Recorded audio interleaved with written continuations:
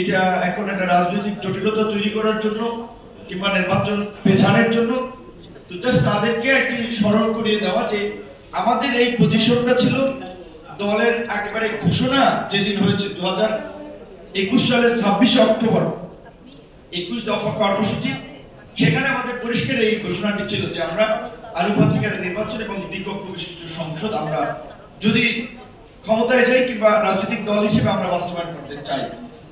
একই ব্যক্তি দুইবারের বেশি কেউ প্রধানমন্ত্রী থাকবে না, কারণ হচ্ছে আমরা দেখেছি যে একাধিকবার টানা প্রধানমন্ত্রী থাকার ফলেই অনেকের মধ্যে ক্ষমতা দখলের একটা খায়েশ তৈরি হয়, যেখান থেকে একটা স্বৈরাচারী সরকার ব্যবস্থা গড়ে ওঠে।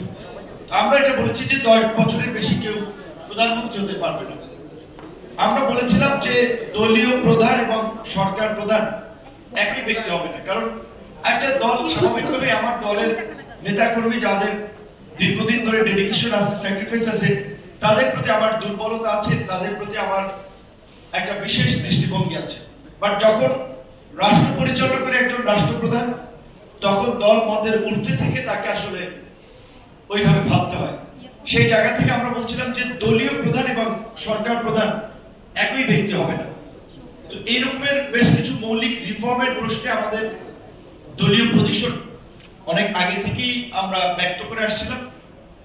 এখন আমার ধরেন অনেকে এটা হচ্ছে মানে একটা ন্যারেটিভ বলে কিংবা পলিটিক্যালি ক্যারেক্টার অ্যাসাসিনেশন বা পলিটিক্যাল দলের আপনার গ্র্যাজুয়ালি বা নানা ধরনের কথাবার্তা প্রক্রিয়ার মধ্যে দিয়ে একটা বিভ্রান্তি তৈরি করা দল সম্পর্কে, এটা একটা কৌশল অন্যদের এরকম বলে থাকে। যেমন মাঝখানে আমরা যখন আমরা আওয়ামী লীগের আমল থেকে বিএনপি জামাত সহ এই সরকার বিরোধী দলগুলো আমরা ঐক্যবদ্ধভাবে আমরা আন্দোলন সংগ্রাম করেছি। সে সময় আমাদের সকলের লক্ষ্য উদ্দেশ্য ছিল এক, ফ্যাসিবাদের পতন।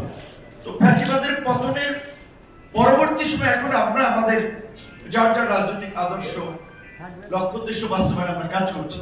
সেখানে রাজনৈতিক দলগুলোর মধ্যে প্রতিযোগিতা থাকবে, রাজনৈতিক দলের রণকৌশল থাকবে। তো আমরা তো এখন পর্যন্ত বলি নাই যে আমরা কোনো দলের সাথে জোটবদ্ধ হয়ে নির্বাচন করব, এইটা কিন্তু আমরা বলিনি।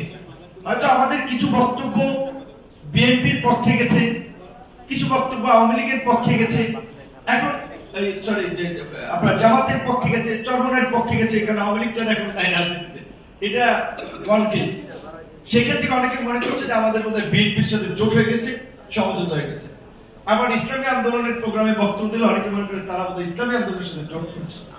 আবার জামাতের সাথে মিটিং করলে বলে তারা জামাতের কোলে উঠে গেছে। নানা ধরনের এটা বিভ্রান্তি, এবং অনেকেই সোশ্যাল মিডিয়াতে এই ন্যারেটিভটা তৈরি করার চেষ্টা করে থাকে যে আমাদের নেতৃবৃন্দকে কালার করা মানে ডিফেম করা, মানে তো দলকেও ডিফেম করা, যে না তাদের দলের পজিশন বারবার চেঞ্জ হয়, তারা সকালে বিকালে বদলায়, দিনে দিনে বদলায়।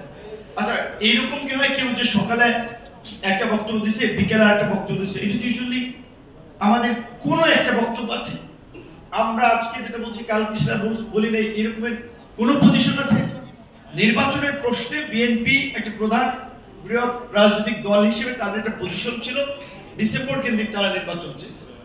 সেখানে বিভিন্ন রাজনৈতিক দল এমনকি জামাতের আমির দেখেন, তারাও কিন্তু একাধিকবার মিটিংয়ে নির্বাচনের বিষয়ে বলেছে যে মাঝখানে লন্ডন সফরের পরে ফেব্রুয়ারিতে নির্বাচন হলে আমাদের আপত্তি নেই, আমরাও রোজার ঈদের আগে নির্বাচন চাই।